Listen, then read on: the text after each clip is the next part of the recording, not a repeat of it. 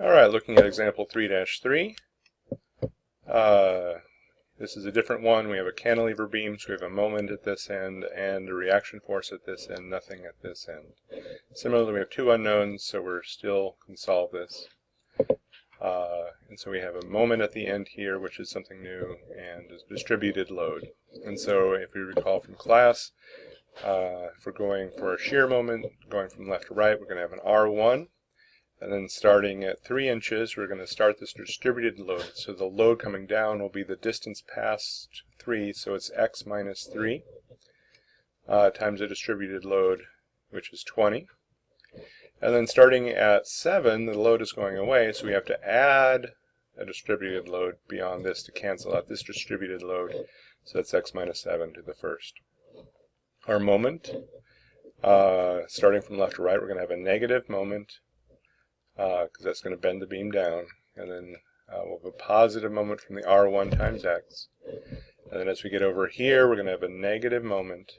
The value will be 20 times x minus 3, but the center of that will be half of that, so that's basically our 10, x minus 3, or just a calculus, x minus 3 to the first integrated is x minus 3 squared over 2 times 10, and then similarly at 7 we're going to get the counteracting 10 x minus 7 squared, and at the very, very, very end we're going to have an x 240, and that should be also negative.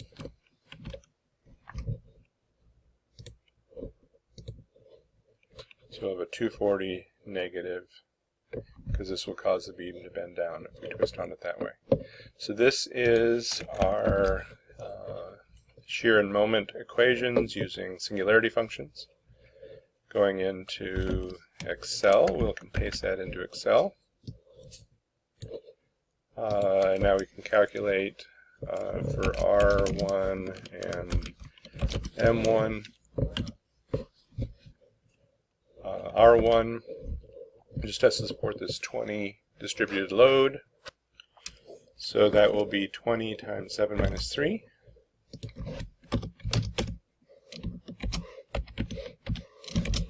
which is 4, so that gives you 80. And then the moment here, we're going to have this moment will have to counter this 20 times 4, or 80, and the distance of that will be 3 plus 7, the average of that, which is 5. And so it's plus 5 times that. But then we have to subtract this 240 moment to counter it that way. So it's minus 240. So that gives us M1. And like before, we can make our column for our x's. And 0, 0.5, drag it down to 10, and then our shear. Now we can enter our equation here, and so it's equal to R1 times, and then to make it look pretty we can do x is greater than 0 to get the jump at the beginning, minus 20 times, so it's x minus 3 times, and then x is greater than 3, plus 20 times x minus 7 times x is greater than 7.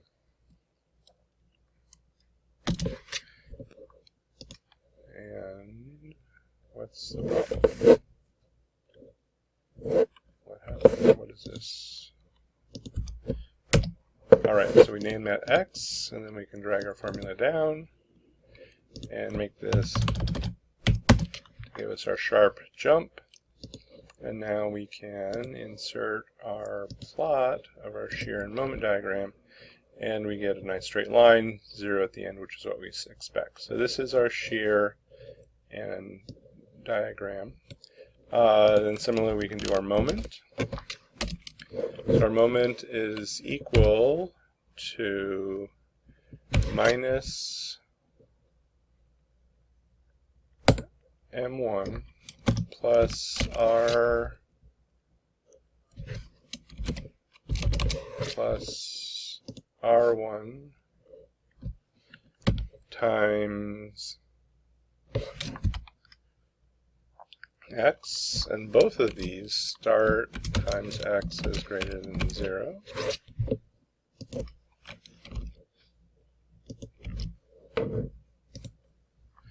And then it's minus 10 times x minus 3 squared times x is greater than 3 plus 10 times x minus 7 squared times x is greater than 7 minus 240 times just x is greater than 10. So moment starts at 0. We have a sudden jump. And then if we go to 10.01, we should drop down to 0. So you can check your answers showing that you do go down to 0. And we can take our plot here, expand it out, and get our shear and moment diagram. Drag it down one more, and we're back to 0. So now we have our shear and moment diagrams. You can add units as well.